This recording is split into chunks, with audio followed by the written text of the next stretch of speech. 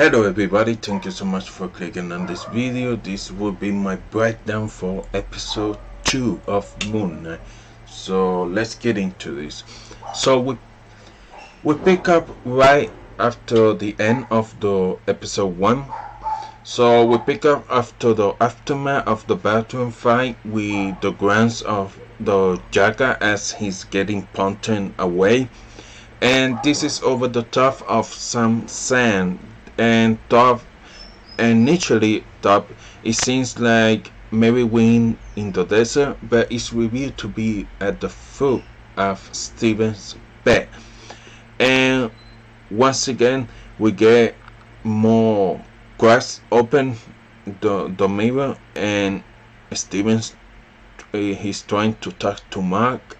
And I love the iconography that we have here of the two faces side by side.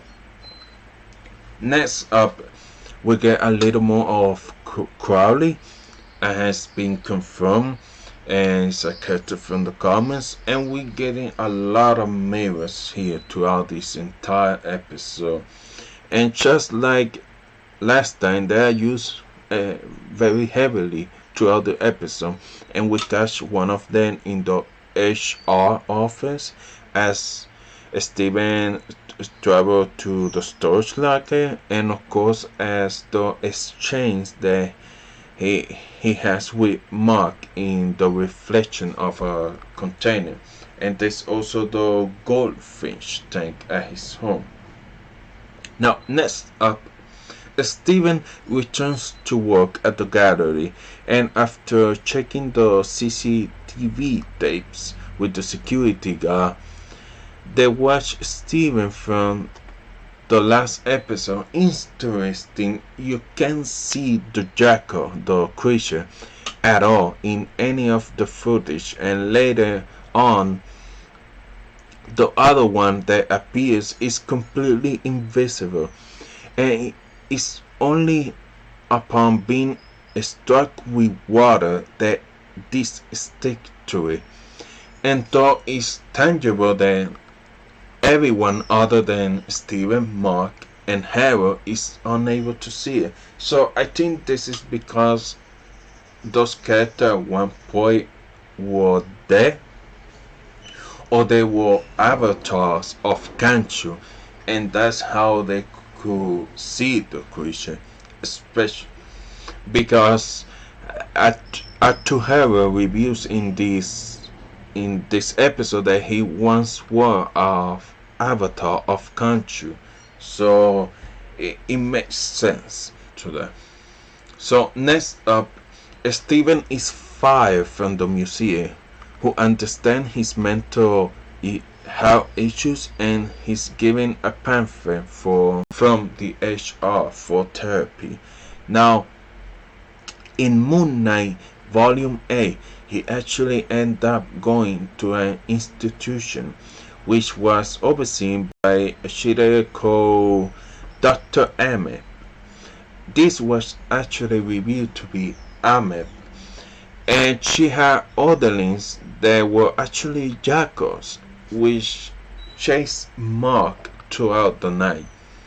So later on, we move to Steven decides to go to Central London storage, and he doesn't think that he's ever been there, but the staff recognize him in a scene that's somewhere reminiscent of Fight Club, and the team behind this series says that this was a very influential movie for the series, so it's great to see those interesting things here.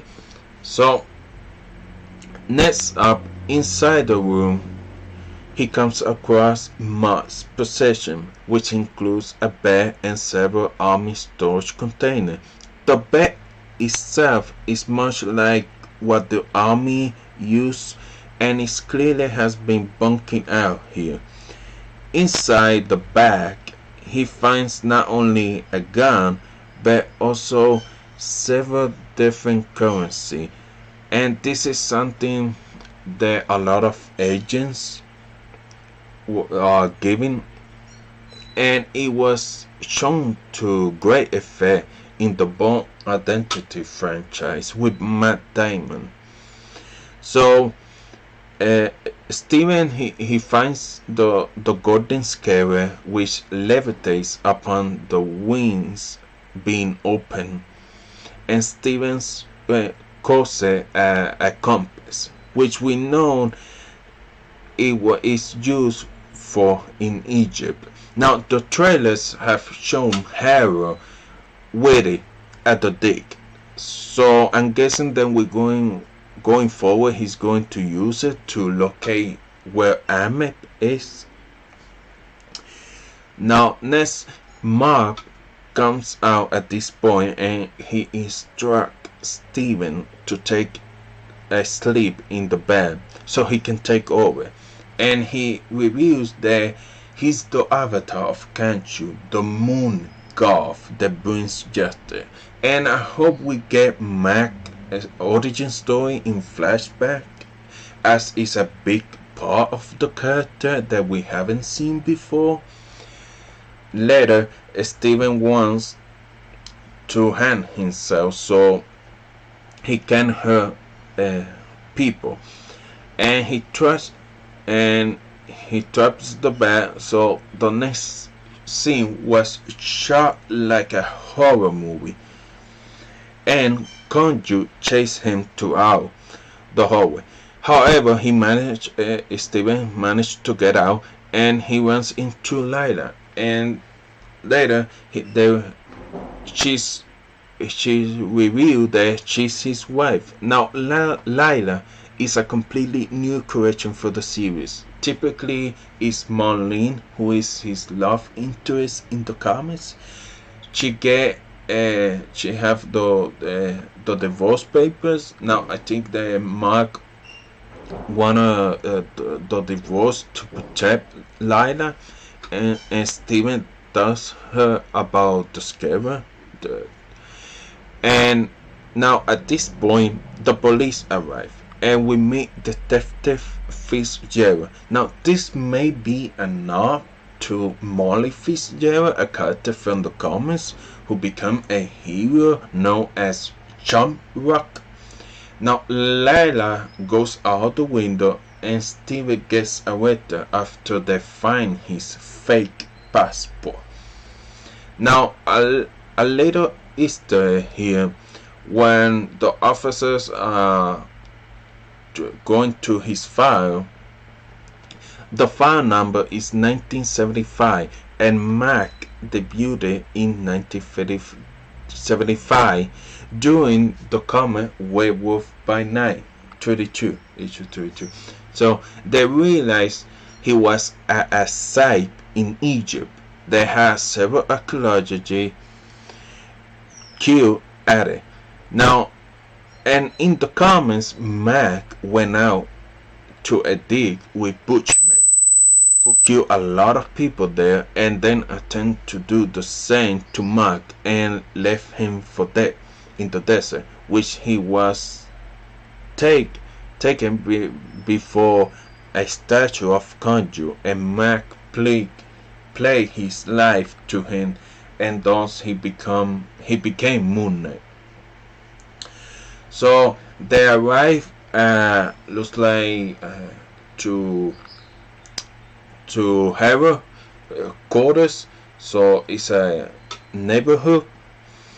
So Harrow says he was the Fist of Vengeance, and he set up this is basically the setup between Steven and Harrow. And Steven begins to question Khonshu. Now, there's also the pair both fall in street with buttons even being busted out. Like, what we get here is the Khonshu actually gave the character the ceremonial weapons to Mark in Court of Khonshu Volume 2. So Steven he summons the suit, but he gets the Mr. Knight suit instead of the Moon Knight suits. So he begins to fight the Jacka, the other creature summoned by Harrow. Now Steven, he cannot defeat the Jackal, so he hands over control to Mark, which is when the costume changed from Mr. 91 to the typical suit. Now I love the way he puts his moonedance out of the symbol on his chest, and we get further moon imagery when map leads across the sky. Later map impair the creature, and unfortunately during the fight they drop the scarer, which is later picked up by a homeless man, and Arrow kills him for it, and he takes back the scarer. So later the Khonshu tells him that he is looking to his test candidate, that he could his eye on Layla, and Mark doesn't want that to happen. So later Mark wakes up in Egypt, and he clearly he's tracking down Harrow, who now has the scarer, which is going to lead him to Ammit. And that is the breakdown for episode 2 of Moon. Now, I didn't particularly love this episode, but I think it has some really great moments in it, particularly by the end of the episode. That's the most part that I really enjoy. But I'm really looking forward to see how the characters evolve and where the story is going. So I'm quite still interested in this. So let me know in the comments below, what do you think of this episode. Please hit the like button, please consider subscribe to the channel, and thank you so much for watching. Bye bye.